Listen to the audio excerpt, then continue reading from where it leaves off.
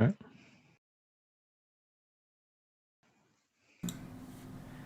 Welcome back. This is the Daily Thunder podcast, a recap edition, a late one at that. Second overtime game in a row. Oklahoma City drops to the Lakers. This one 114-113. And for the first time this year, we are live on YouTube and on Twitter. You follow at Daily Thunder for these live recaps. Welcome back. And for the first time this year, is the Daily Thunder podcast with DT, a recap edition, a late one at that. Second overtime game in a row. Oklahoma City drops to the Lakers. This one 114-113. And for the first time this year, we are live on YouTube and on Twitter. You follow at Daily Thunder for these live recaps. Welcome back. And for the first time this year, is the Daily Thunder podcast with DT, a recap.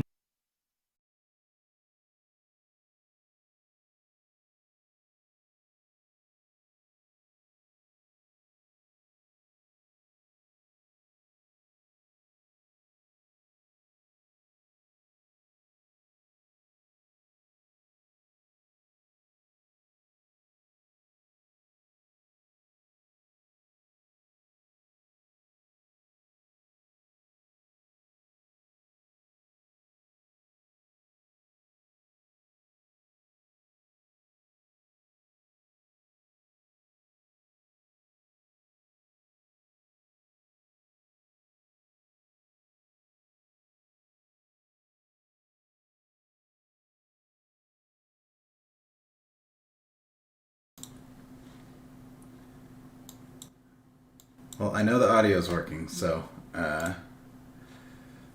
we're good. Sweet. Should we start again from the top? Yeah, we'll start from the top. Okay. All right, here we go. Welcome back. This is the Daily Thunder podcast, and we are live for the first time on YouTube and on Twitter. You can follow at Daily Thunder to follow along. We're good. Send in questions. This year by editor-in-chief of Daily Thunder, Cray Allred. Cray, how are you, man? I am doing great. Welcome back. This is the Daily Thunder podcast, and we are live for the first time on YouTube and on Twitter. You can follow at Daily Thunder one of these to follow along. Send in questions. Okay, I don't know what's happening. This year by editor-in-chief of Daily Thunder, Cray Allred. I'm gonna put this on mute for a second. Okay. I am doing great. Welcome back. This is the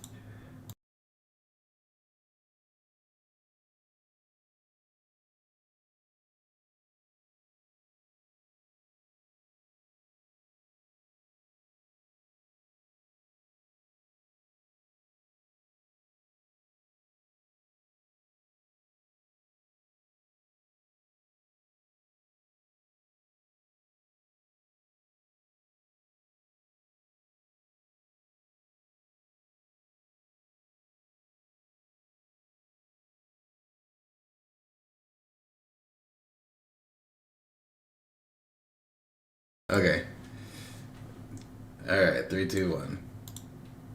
Welcome back. This is the Daily Thunder podcast, and we are live for the first time on YouTube and on Twitter. Follow at Daily Thunder for all of the action, and you can jump in and ask questions, leave your comments, maybe some excitement for a loss if you're into that, maybe some tears for a loss if you're into that. I am with Cray Allred, editor-in-chief of Daily Thunder, for the first time this year. Welcome to the show, Cray.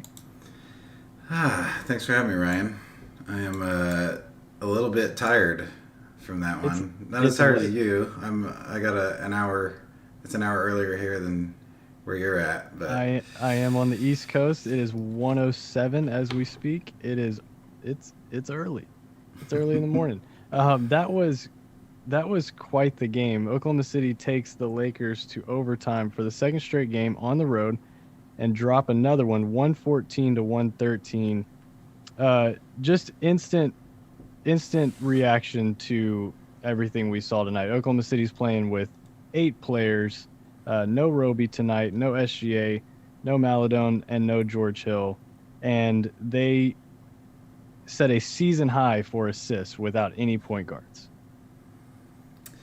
So my first reaction is just rage at LeBron, because when he just wants to win the game, he'll just kind of toy with the Thunder and then drag it into overtime, and then just hit all these key clutch plays. Not that he was perfect down the stretch, but it was just a little annoying. If we're gonna lose, get it over with earlier. Yeah. And because of that, a game like this, I kind of fight the impulse to think, do we learn anything when the Lakers are clearly just not in high gear, right? They're without Anthony Davis. They were not getting a full throttle effort from LeBron. Lots of hustle points, lots of backdoor scoring from the Thunder, from Lakers whose heads were definitely not on a swivel. But you mentioned the assists. It continues. I mean, that's, if nothing, even if it's not a validation of Hamidou Diallo, playmaker, ball handler for real, or any of the other players that are inhabiting that role without any of the Thunder's real point guards. If nothing else, it's a validation of Coach Mark Daigneault, right? At least being able to scheme with a very talent challenged and a few bodies short, able to come up with actual scoring, right? That actually works against a real NBA team. So that's what I gleaned from the offense. I had some other thoughts, bigger picture, but as far as the short term of this game, I think, kudos to the young hustling Thunder, the young hustling Thunder coaching staff. It's nice to see sparks, even if it felt inevitable the whole time that the Lakers would eventually actually take them seriously and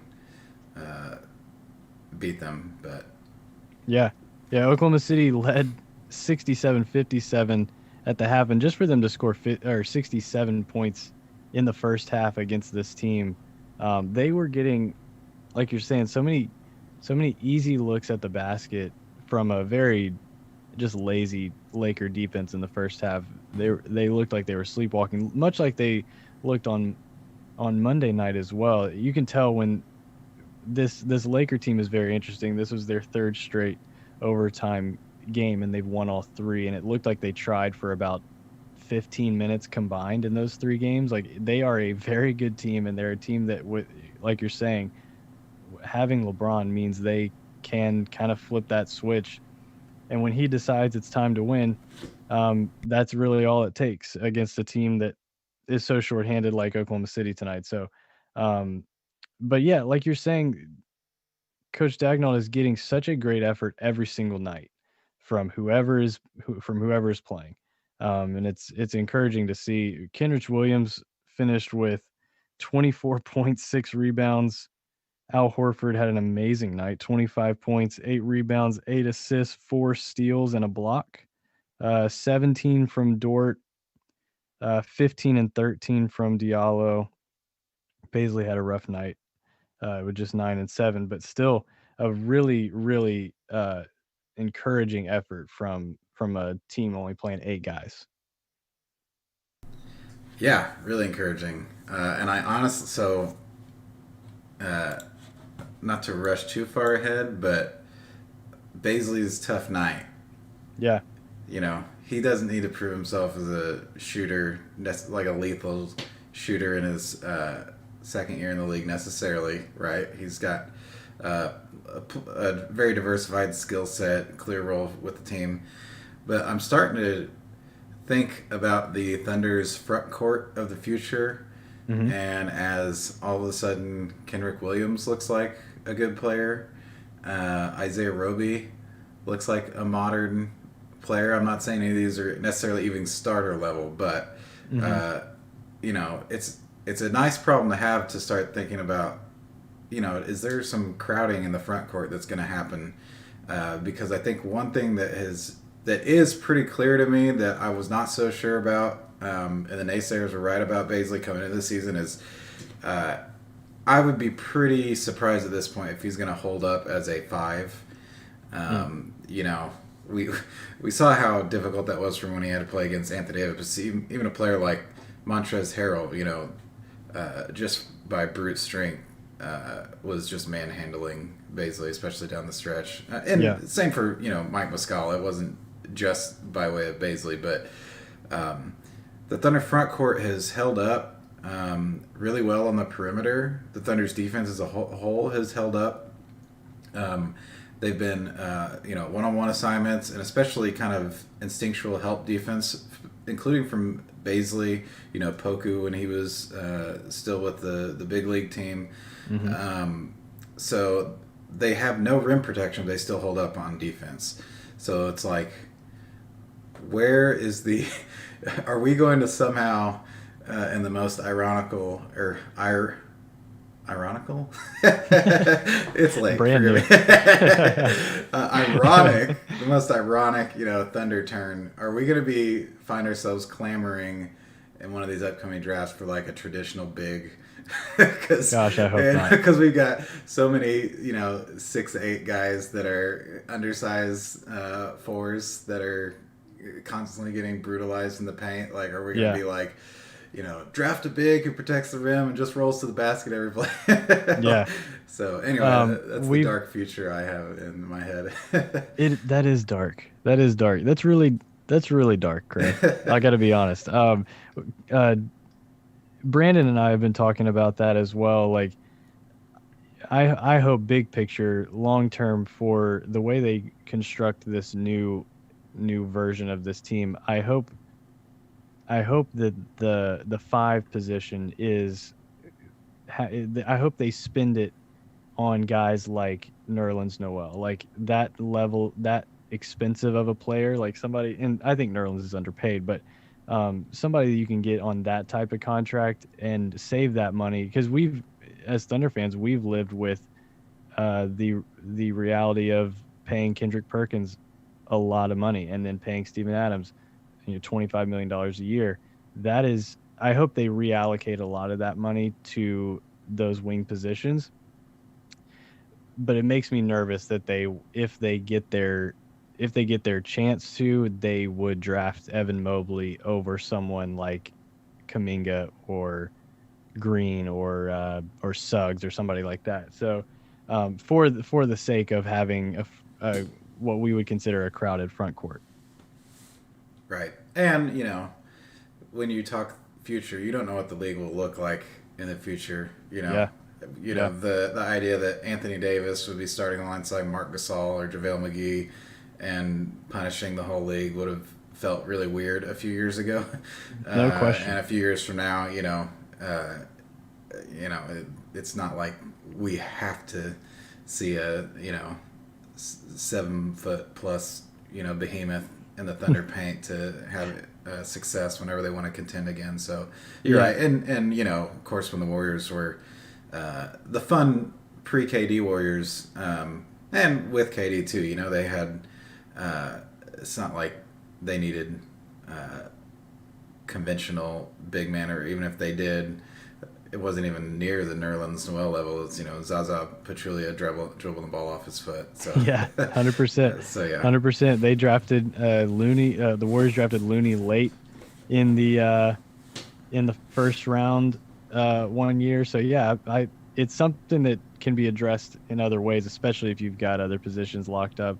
And so I do hope they go guard heavy looking forward. Speaking of the draft, tonight's loss takes Oklahoma City's standing to 6th. They would be drafting 6th. Well, their lottery position is 6 right now. Only 5 teams with worse records right now. It's encouraging that Oklahoma City is getting into that range that we thought they would be in and thought they were going to need to be in to really capitalize on this season. So yeah, they've had some wins that we didn't expect. Both of these games are huge. Like when it comes to the draft pick, they just are. If they would have won both of these games and they were both very winnable, man, that would have been really, really interesting when it comes to a faux tanking season. where have you been at with the tank? Or are you looking for this team to win games, or are you wanting them to just tank for that pick? We haven't talked about this yet. So I feel like I'm in a different place than most people, where there's team tank and team compete. I think I understand the emotions of team compete. I'm when I watch the games, I'm not rooting for them to lose. Really, I'm not really disappointed when they do lose, but in the moment, I'm not like miss a shot. Right. But I'm almost kind of like the reason I believe in. I wouldn't say I believe in taking. The reason I believe in a full rebuild process done right, which involves some losing, right? Some significant losing, is because I appreciate vision, and I don't like Walter White would say no half measures. Yes. So yes. so I'm at a place where it's like I don't so much blame fans. I think fans are going to be disappointed if they think Sam Presti's going to cough up any assets to make the current Thunder better. Right? He's not. Absolutely. He didn't last year. As much as everyone rode that high, and I was one of them, he didn't improve the team. He was not buying at all. And he's not going to buy at this juncture. So that's not going to happen. But I do feel the antsiness of like, well, shoot. They're in so many of these games. There's the play-in tournament, right? Like, it's a weird season where they could scrap into a lot more kind of fluky, weird wins than they would in a normal season. So I'm almost like, all right, if we're really going to get this tank on, I'd be okay with some fire sales. like I think you and Brandon talked about recently that, Kiss could buy the idea that Sam Presti would attach a draft pick to get rid of Al Horford, but yes, if the gambit is, attach a late first round pick to move off of Horford or maximize his value at the cost of not getting better odds at Cade Cunningham, like to me, that it's like I don't know, that there's a value in and of itself of moving off of those veteran players. Same thing with George Hill, who's kind of naturally come out of the equation recently. But yeah, you're exactly right. The cost of just a couple wins could be massive when it comes to the lottery. And I think Horford does Presti a favor every night he comes out and does what he did tonight. 25 points, 8 rebounds, 8 assists with two steals and a block. Like, these are 4 steals and a block. These are games where, I mean, he's hitting 11 out of 18 shots. Like, these are the games that appeal to contenders that need shooting and playmaking at that position. He's a solid defender still. Like, he's really held up. I don't see any deterioration out of Al Horford. He is not on a winning team, but that does not mean he is still not a winning player. And for contenders to see that on a night like tonight against a Laker team, watching him out there with, guys that are obviously struggling, they're having to put forth so much effort just to hang in this game. Horford's being out there being a leader and somebody to rely on. Down the stretch, they went to him and they were able to, manufacture offense. Those are the types of nights that the GM should be looking at and hopefully picking up the phone, because Al Horford is an asset in this league for a team that's looking to compete. And I think there's a specific team in the East, the Boston Celtics, that I really hope come calling here soon. He's freaking awesome. I mean, it's amazing. He's this year's Chris Paul. He's the Chris Paul of the front court of rehabilitating his value and having that old man game, despite being a little slower, a little longer in the tooth in a million ways, but he still is holding up and making all the right veteran savvy plays and leading the Thunder mentally. Like, it's crazy. I mean, he's not the level of player as Chris Paul, but he's awesome. Yeah.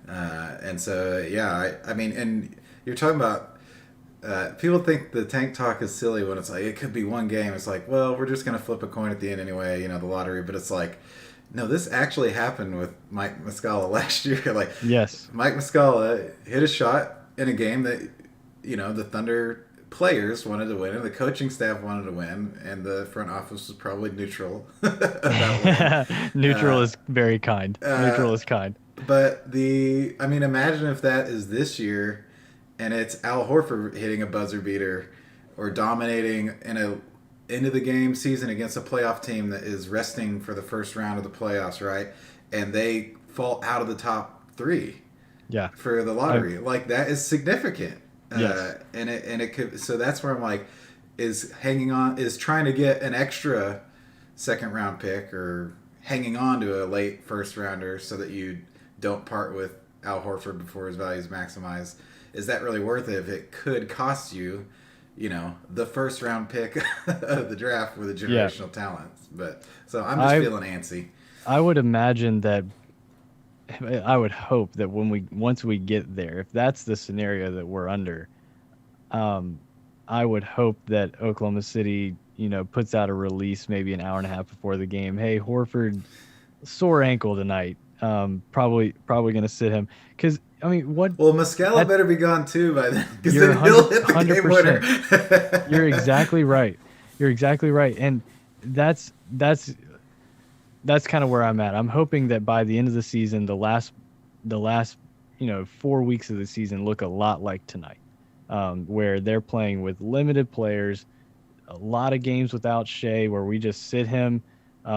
Maybe there's a sore knee like tonight that we need to be very precautionary about. Like, I think they're gonna play the long game, like you're saying, and when we get to the end of the season, I think that's where we'll be.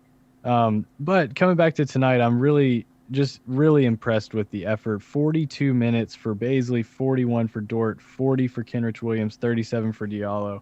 Like, these guys are playing huge minutes for the second game in a row, and they were going to play huge minutes whether the game went to overtime or not. They were going to play big minutes because this team is so shorthanded, and I'm just impressed with the effort they're out there giving in the first half. They're obviously just so worn down by the end of the game, but they're still hustling. Dort found another gear late in that fourth quarter, getting it to overtime. Just very impressed, and it continues to speak to this coaching staff. They seem to be very on the same page and preaching the right things. I'm impressed.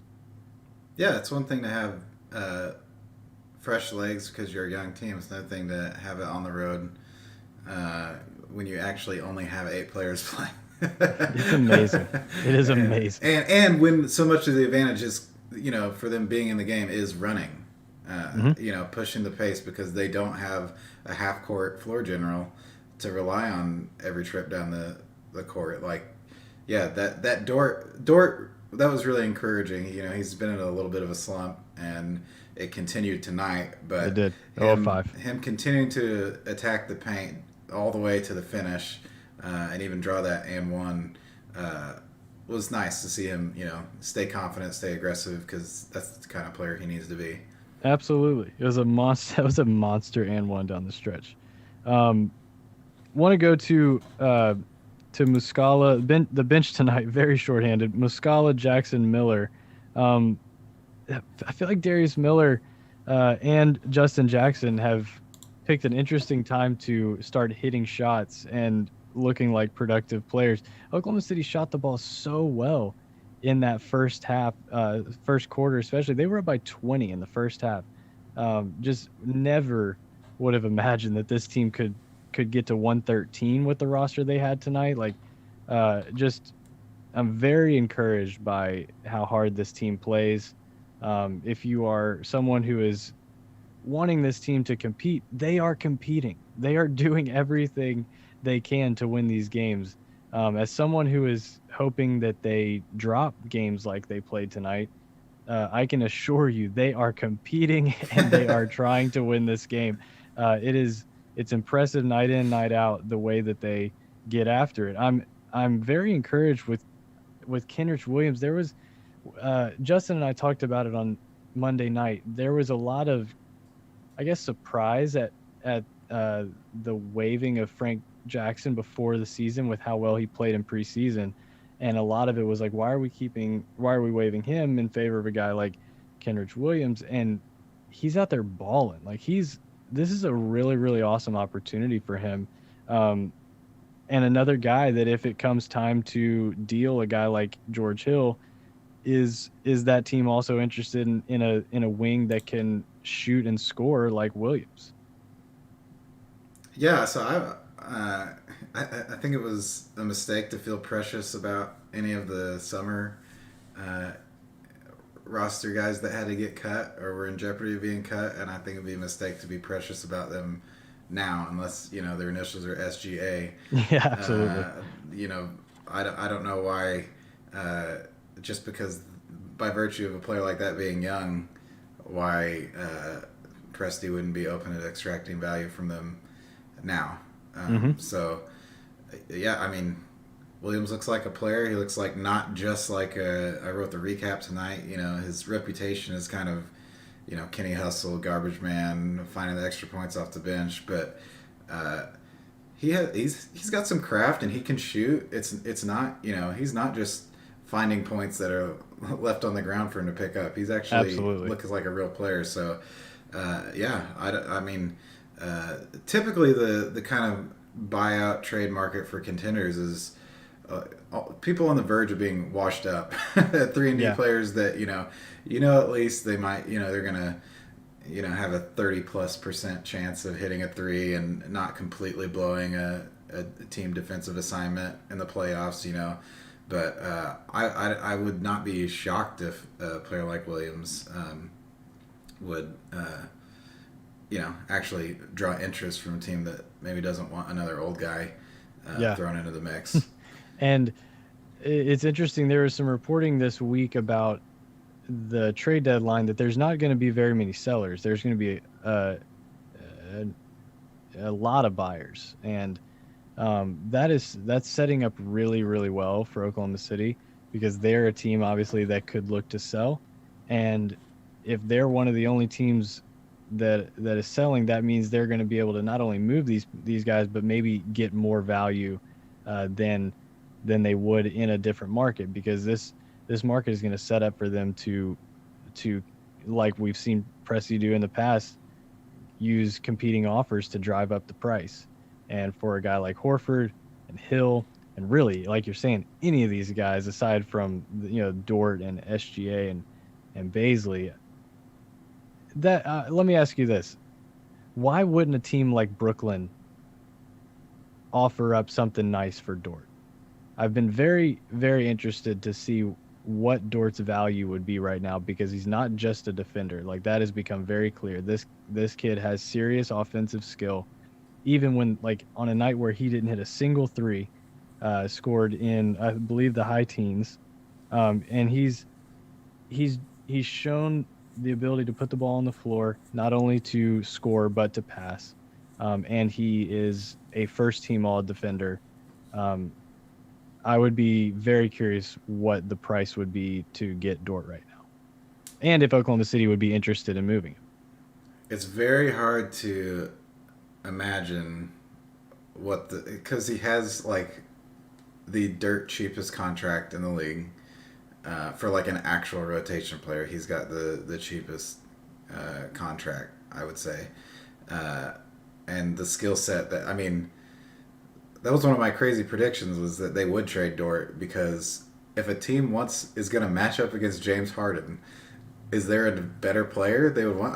I literally don't think there is. Not that there aren't better one-on-one players that are more proven or whatever, but we've seen Dort match up and drive Harden crazy in the playoffs. So if you're gonna, if you're Brooklyn and you don't want him matching up against Harden, or if you're gonna line up against him, I honestly think Dort that could be kind of a harbinger for the Thunder rebuild. So I think most of us are leaning towards, SGA is really good. He's better than we thought.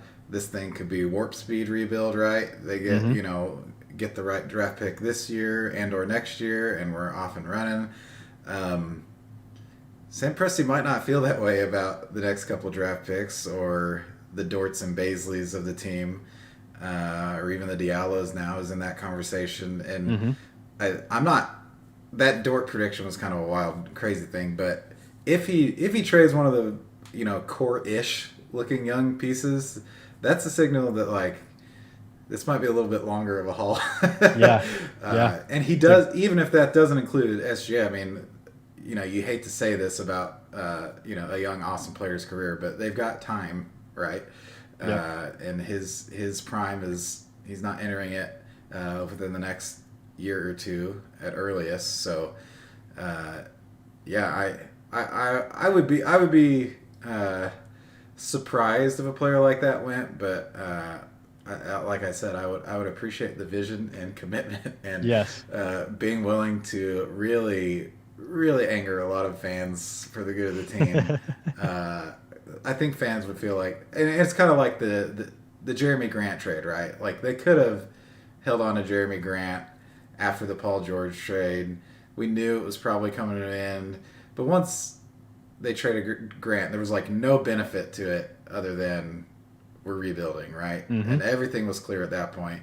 If they moved a player like Dort or Baisley now, it'd be like, oh, it's not even for like the current rebuild. Yes. We're like rebuilding on top of rebuild. So Yes, it would be a serious like shock to the system, I think, for the fan base to see one of those guys get traded. Because right now we have programmed that these guys are a part of Oklahoma City's quote unquote rebuild. We have told ourselves that no matter what the play looks like. So now that he's improving, I would be very curious to see what Presti could potentially get in a seller's market for a guy who has the most coveted skills in the league, especially when his 3-pointer is hitting. So anyway, Oklahoma City. We do have a couple of questions. Oh yeah. On the live stream. If Let's get them. Well, one, just hello to all of our listeners. Thanks for joining us as we are rookies at this, and appreciate your patience. I failed to get it up and off the ground from a couple false starts. So hi to all of you. A Steelers fan asks why the timeout didn't advance the ball past half court. I don't know if I remember what possession that would have been. I think At he's the very referring last to, one? Yeah, the very last one. It was half court, and they Yeah, threw it it was- into the back court. It was around half court. It was on Oklahoma City's side of half court, but just barely. Okay. And the ball was thrown into the back court. Oklahoma City, if I understand it correctly, they get to choose where that ball is taken out. And I believe that's where they chose to have it taken out. I could be wrong. If I remember correctly, the play before that to get it to that point was the LeBron shot that didn't go in. Horford grabbed the rebound. Yeah, I I think Baisley grabbed it and I think put the ball on the floor, so that may have negated their ability to advance it. Oh, you're right. Yeah, I was thinking of a different. Too many possessions on these stupid close overtime Yeah, there's a lot games of where them. There's a lot of them. Especially when you're trying to write the recap and like find the actual end of the game. But You get crunch time twice. and then we got one from Arda Bulak. I apologize if that's mispronounced, but Team Tank here feels crazy rooting for the Wolves, Pistons, and Wizards to win games. Which one do you think has the greatest chance to get hot this season and pass the Thunder? Read those teams to me one more time. Wolves, Pistons, and Wizards. Just straight away, I would say the Wizards and Timberwolves. Timberwolves getting Karl-Anthony Towns back tonight, and they put up a decent fight against the Clippers at home tonight. I think the Timberwolves potentially because they're going to get Towns back for, they would hope, an extended amount of time and not have to deal with any more injuries. But their pick goes to Golden State if it's outside the top 3. So they have incentive to remain at the bottom, but we'll see if they have a talented roster. Anthony Edwards looks like he's a pretty solid player. They obviously have D'Angelo Russell, Rubio, Naz Reid has been really good for them. And then getting Towns back. I think they have enough to start winning a few games, especially if Oklahoma City can remain down at the bottom. I think that Minnesota is gonna pass them, and as well as the Wizards. The Wizards just have a couple. Beal's a phenomenal player leading the league in scoring, so I would look for those two teams. I think the Pistons are doing it right when it comes to tanking. Like they're loaded with front court players and they're pretty rough in the backcourt. They just traded away Derrick Rose, so I would look for Detroit to stay down towards the bottom, but maybe Oklahoma City can get below Minnesota and or Washington. Yeah, and for what it's worth, the last I checked, the based on net rating, the Thunder have actually been worse statistically than Detroit and Washington. Yes. Minnesota's been worse, but they've lacked Cat for a lot of that time. So I wouldn't be surprised if any of them were worse here on out. But That's an interesting question as well, because those are the three teams right now, three of the four teams that are ahead of Oklahoma City, and most of their. I mean, I was Washington. I live in the DC area, so I could see a lot of the Wizards, and they're a competitive team. They score a ton of points, especially when both Beal and Westbrook play. So I could see them picking off quite a few more wins before all is said and done. And in Minnesota, those are going to be really interesting games to watch. Detroit took the Lakers to overtime just a couple of games ago, and they almost pulled it out. So I'm with this the person that asked this question. I'm with them. I'm very closely watching those three teams. Yeah, and they all have reason to try to at least make a play-in game more than the Thunder, at least from their front office perspective, I would say. Right. Detroit and Washington have a great chance because the bottom of the East is a little more packed together. I think we're going to see a little more separation in the West. And that's the end of our questions, at least the one that I've seen. Cool. Well, thanks so much for both of those. So Oklahoma City goes to Denver. We'll see who is available and who isn't. That should be coming to us here in the next day or two.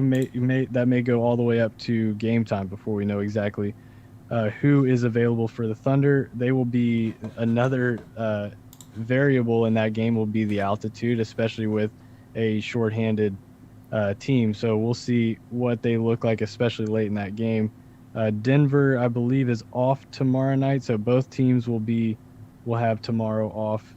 That game is 8 o'clock Central, so we'll be watching for that one, and that means around 10:30, barring overtime, we'll be back on here live on Twitter and on YouTube at Daily Thunder, and we will be reacting to that one as well.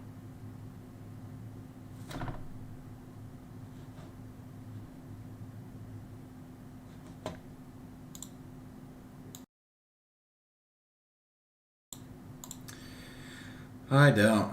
I hope all of our Thunder fans have sweet thoughts dancing in their heads on a short night's sleep, including you, Ryan. Absolutely. Thunder fans, thanks so much. Hope everybody has a great day tomorrow, and we will be back on Friday.